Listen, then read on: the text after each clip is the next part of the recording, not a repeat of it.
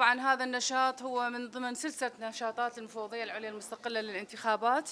ام چالاکیە تەواوکەری زنجیرەیەک چالاکی ترە کە کۆمیسیۆنی باڵای هەڵبژاردنەکان پێ هەڵەسێت من قبل فريق دعم المرأة الانتخابي في المفوضية لەلایەن تیمی ژنانی کۆمیسیۆنی هەڵبژاردنەکانەوە. فقبل أي ممارسة انتخابية لە پێش هەر پرۆسەیەکی هەڵبژاردن يعمل فريق الدعم الانتخابي تیمی پاڵپشتی هەڵبژاردنەکان دورة لتدريب المرشحات ڕۆڵە بینێت بۆ ئاشناکردنی خانمان بە هەڵبژاردن. قبل ما أذكر التفاصيل بەر لەوەی کە بچمە ناو وردەکاریەوە، يعني تفاصيل هذا التدريب، بەر لەوەی باسی وردەکاری ئەم سیمینارە ئەم وەرکشۆپە بکەین. أعرف عن نفسي رئيس فريق الدعم الانتخابي المستشار دكتورة أحلام الجابري.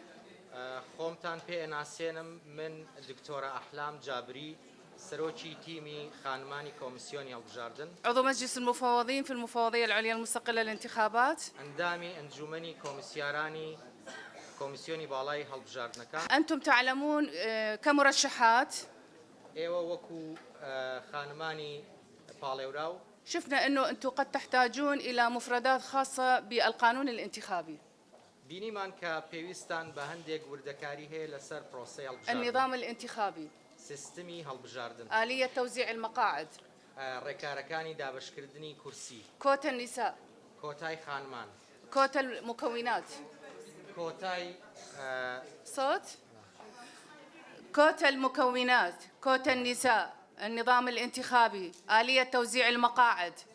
نعم. کۆتای خانمان و کۆتای پێکهاتەکان و هەروەها دابشکردنی کورسی بە شێوەیەکی گشتی. والنقطة المهمة جدا اللي ضفناها هي يعني آلية حماية المرشحات. و خاڵێکی گرنگمان زیاد کرد کە ئەویش پاراستنی کاندیدانی ژنە. وحاضر من وزارة الداخلية أيضا هنا في سليمانية الستاف الخاص بتحقيق الأمن الانتخابي.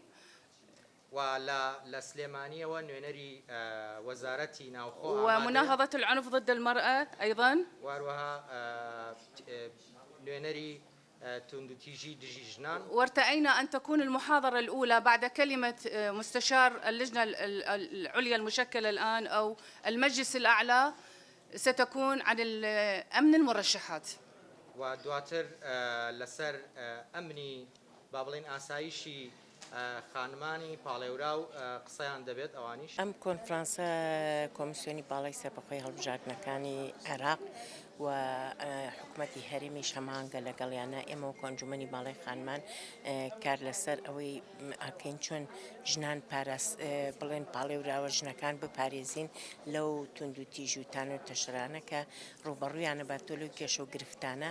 ئەمەش تەنیاوەکو ئەنجومەنی خانمان نییە، بەڵکو کۆی حکوومەتی هەرێمی کوردستان و لایەنە پەیوەندیدارەکانین کە کار یەکێ لە ئەرکەکانمان ئەوەیە کە لە فترەی هەڵبژاردن بڵێن بانگەشەی هەڵبژاردنە بتوانین بانگەشێکی هێمنانە بێ و بتوانین ژنان کەمترین توندوتیژیان بەرامبەر کرێیان هەر نەکرێ بەرامبەریان. ڕێژەیەکی کۆتا هەیە لە قانونی هەڵبژاردنە لە عێراق لە سەیە 25 لە هەرێمی کوردستان لە سەیە 30 کە بتوانن لە سەیە 30 ژنان بچنە پەرلەمانی داهاتوو لە خولی شەشەمی پەرلەماندا. ئێمە گەر بمانەوێت ئێمە زۆر کار لەسەر ئەواکەین کە ئیشەڵا لە ساڵانی داهاتوو تا ببێ بە لە سەیە 50، بەڵام ئەوە بە هەنگاوکرێ بە پێ قۆناغەکانەکرێت. ژنان کاچنە پەرلەمان نوێنەری خەڵکن.